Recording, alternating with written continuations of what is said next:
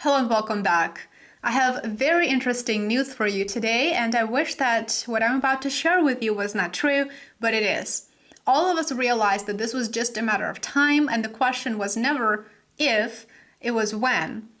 The largest financial services transfer system, SWIFT, which by the way stands for Society for Worldwide Interbank Financial Telecommunications, a Belgian company, just like Euroclear if you want to go ahead and connect the dots. So SWIFT just announced its intention to launch new central bank digital currency platform in 12 to 24 months from now. So in a year to 2 years, all ducks will be in a row and every single thing will be ready for us to be under full and complete control of our governments. That's what this means. I will remind you that since I started researching CBDCs and actively posting videos on it, the timeline has shifted dramatically. Just a little over a year ago, think about it, just a little over a year ago, vague statements made by the Bank for International Settlements as well as a group of political leaders worldwide, the majority of whom were from the United States and Europe, of course, said, oh, you know what, we're not really sure if we even need digital currencies, we're still thinking about it, we're developing legal framework, we're discussing it, it may not even happen, so don't worry about it. Well, just last week, Fed Chair Jerome Powell echoed that, and he gave an extremely vague, I would even go as far as to say, quite embarrassing for a person of his position answer when asked about the Fed's progress on the digital dollar. You can watch the full video with Powell's response over on my Substack, by the way, but here is a short version. A conclusion that we should propose, or anything like that, that Congress consider legislation to authorize a digital dollar. And it would take legislation by Congress signed by the president to give us the ability to do what we think of as a CBDC, which is really a retail CBDC with the public of it. So we're just a long, long way from that. And here we are a week later, finding out that SWIFT is launching CBDC platform within the next 2 years.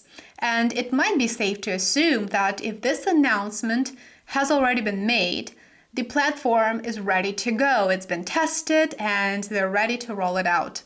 In fact, nobody is hiding this anymore. For example, a recent report reads, Global Bank Messaging Network SWIFT is planning a new platform in the next 1 to 2 years to connect the wave of central bank digital currencies now in development to the existing finance system. This, of course, means that we will see a wave of CBDCs launched by major economies within the next year or two. The move, which would be one of the most significant yet for the CBDC ecosystem, given SWIFT's key role in global banking, is likely to be fine-tuned to when the first major ones are launched. I will remind you that SWIFT has a truly massive network. It is being used in 200 countries, and it is the platform for nearly 1,000 banks worldwide. The report then goes on to explain that around 90% of the world's central banks are now exploring digital versions of the currencies. And I would like to point something out. When they write exploring, we need to understand that what they really mean is aggressively developing while remaining completely silent on the progress and the timeline. During the past 3 years, we have been given bits and pieces, in many cases conflicting and misleading bits and pieces of what's really going on behind closed doors. And of course, I would say that it has been that way by design. SWIFT said that its latest trial took 6 months and it involved 38 central banks in addition to a group of commercial banks and settlement platforms. Reportedly, HSBC, Citibank, and Deutsche Bank were involved. According to SWIFT, the pilot program was one of the largest global collaborations on CBDCs and tokenized assets to date. Central banks from Germany, France, Australia, Singapore, Czech Republic, and Thailand, among others, were involved. This trial run focused on making sure that different countries' CBDCs can all be used together, even if built on different protocols on different platforms. It also showed that they could be used in highly complex trade or foreign exchange payments. Swift said, and I quote here, "It's moving out of experimental stage towards something that is becoming a reality." So what does this mean? It means that we need to use the next, I would say, 12 months to prepare for CBDC launch. The fact that Fed Chair Jerome Powell gave such a vague answer without providing any valuable information whatsoever should tell us something. It should tell us that there's likely a very important event that should, in theory, take place later this year. You know what it is. And because the digital dollar progress is kept behind closed doors, it will likely be a surprise to us all and will provide a quote-unquote a solution to a problem. It's part of the problem reaction solution playbook. Swift mentioned a recent forecast from Boston Consulting Group that by 2030, around $16 trillion worth of assets could be tokenized, a process where assets like stocks and bonds are transformed into digital chips that can then be issued and traded in real time.